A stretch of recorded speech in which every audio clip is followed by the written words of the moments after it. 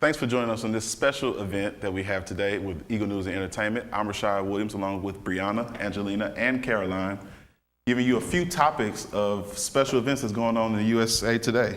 We're going to start off first with the Rolling Stone magazine, which is a very popular magazine, and they recently published an article called "A Rape on Campus" that was seemingly false and was proved false by Columbia Journalism School of professors. And I just want to start to see what you ladies feel about this. I know this is a very special and very sensitive topic. Let's start with you, Brianna. I mean, how exactly do you feel about this? I mean, Rolling Stone is a very well-known magazine, and for them to make such a mistake, how do you feel about this? A lot of ways. Right now, with the retraction and Rolling Stone's not firing the journalist that wrote the article, I felt like they could have done better. They really could. There is no interviews of the other witnesses. There is no information other than what the victim, well, supposedly victim, came with. So I felt like they could have done more than what they did. And right now, I feel like with all of this going, I think the victim, supposedly victim, took back a little what the organization at the campus was doing, trying to bring forward more victims. So now victims are not going to talk anymore. And that's the most important thing. They say that this article basically has in somewhat made women seem more insensitive or seem like they are more able to make up stories with their allegations just by the retraction of this. Angelina, I know that you said that you felt very special about this topic as well earlier. So tell me how do you feel about it?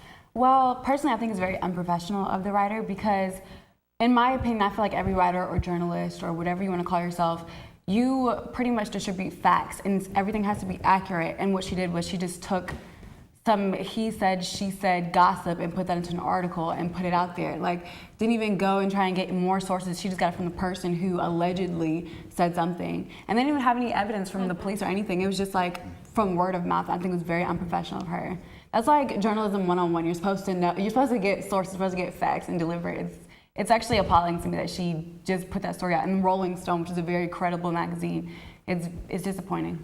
Yeah, and I feel like it's hard to believe that this is the writer's first article. Like, she's probably reported before, knows how you're supposed to fact check and get sources, and then for her to write this off of a he said, she said, and then for her editor to just approve it too after reading it and being like, yeah, let's post this when it's Rolling Stone. It's like a very reputable magazine, and they're just gonna let this fly. I think they handled it poorly by even letting it go to press and then not firing her. You're right, just letting it slide. And to touch back on what Angelina said, I think she said a very important thing with journalism one-on-one.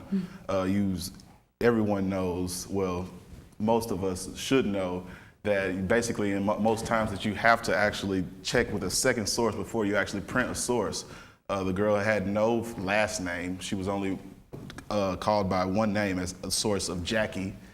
And I just think that this is one thing that shouldn't just happen with a group of professionals, and more so, they say that Phi Kappa Psi is actually, that fraternity at the University of Virginia is looking to actually sue for actually the Rolling Stone defaming their name, which is a very possible case. It could actually go along with being brought forth in court.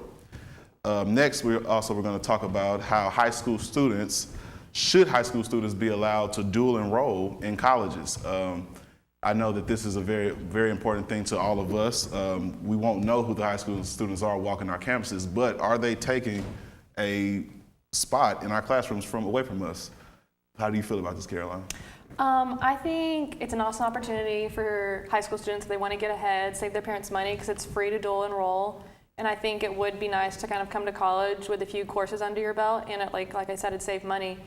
But also the topic, if it's taking a spot away from someone who's paying to come to school here, I think that's an issue. And I also think with a student, you should enjoy your high school years and get an education there. You shouldn't be brought forth and exposed to college at too young an age. That's why you need to be 18, I feel like, to go to college and go to school. Kind of to back up what you said, I completely support dual enrollment. In some ways, I think that it's, like you said, it's awesome for a kid to take 2 years, get some college courses under their belt, so when they do come here, they only have a few more years. They can graduate early, get started in the workforce early. So that's awesome, but also I think by putting a 16-year-old in a classroom with 18, 19, 20, 21-year-olds, it's a little, I feel like it can be overbearing for them a little bit because they're used to, just like I think the youngest age in high school is like, 13, 14 years old, and then the highest is like probably 18, 19. It's a different environment. College is more independent based, you decide when you do your homework, you decide when you not turn it in, but you decide, if you go to class that day. High school, it's due this day, you have to do your homework every night. So it's like, it's two different worlds and they're trying to mesh it into one. I feel like it can be very confusing, but apparently there are students out there who can manage this. So I feel like it's really dependent on the student. If the student can handle something like dual enrollment, then I'm for it. Like, they should be for it too. I definitely think it's a good program. I think there should be a balance. They should take the classes and bring it to the high school, not the students to the college. There should definitely be a balance where the students can be at the high school with their friends, enjoying their youth and still taking these courses instead of coming here into a whole different world where they really don't know much about. So I think there should definitely be a balance between two. Very true. Panel says that there should be a balance between the two, but sources also say that the students enrolled has increased almost 92%. So it kind of seems that we need to get something on this fast before it actually becomes a problem with class sizes in universities as well. And next, we're going to go and just to talk about just another thing going around campus. It was a big thing. I'm not sure exactly when. About a last semester, I would say, with the ban with smoking on campus.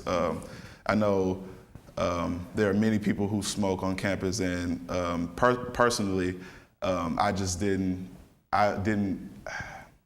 It's hard for me to say my opinion on it just because I felt like that if you're not allowed to smoke in restaurants anymore, then you shouldn't be able to smoke in public on a university campus.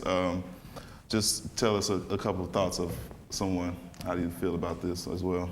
I don't think it's working. I still see people smoking on campus, and Really? I do. Professors, students. I've seen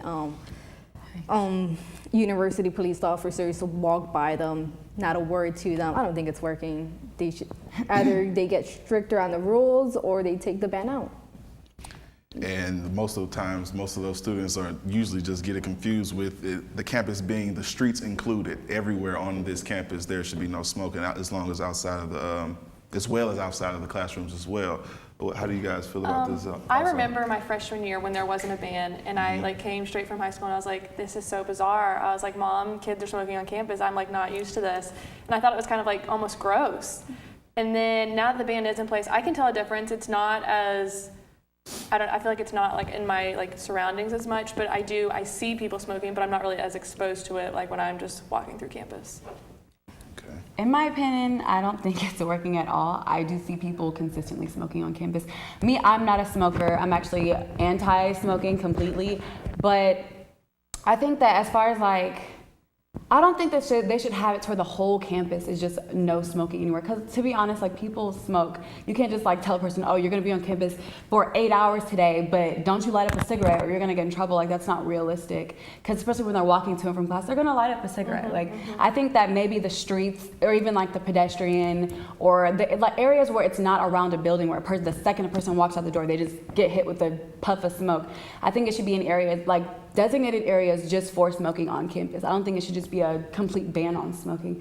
Actually, I'm not sure if this is correct or not, but from what I'm told, the reason they banned smoking on campus is because of the amount of cigarette butts that were on campus. Apparently, the maintenance workers, they collected thousands of cigarette butts that are just chilling on the sidewalks. So it's I get why they did it, but to be realistic, that it's not gonna work out that way. People are still gonna smoke cigarette. And one thing is, I don't know, I'm not sure. I usually have my classes all at one part of campus, but are there smoking sections or areas that smokers can only smoke on campus? I think there were. I'm not sure if I'm there not sure. currently still are. But outside the library, there's the trash cans that have ashtrays on top, so it's still being here, come smoke, even if it is banned. It's still available for them. So I know there are spots, they gave out a map and they had designated areas off campus where you actually had to cross the street to where Arby's is at. You can smoke there, but if it was on campus facilities, no smoking at all. Well, Arby's is a public place, so you can smoke there if you want to, of course. They're just gonna give us a section, say we can smoke there. But we'll go to the next topic here, and we're gonna just go to a more of an entertainment side.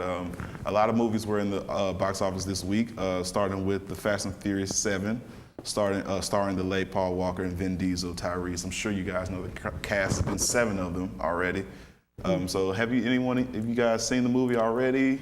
No? I haven't seen it. Yeah, I need to go see it I'm myself. looking forward to it. I cannot wait to see it, actually. Yeah, well, that's one of the movies that have come out this weekend, along with Get Hard with Will Ferrell and Kevin Hart, which has grossed almost $33 million already this week. No one's seen the movie either. I'm assuming none of us have seen the movie. We're working on it. We're too busy. That's We're why too we're doing the busy show here. Yeah, exactly. But that concludes our show for tonight. Thank you for joining us on ENE with our beautiful panel we have here. I'm Rashad Williams, reporting live now.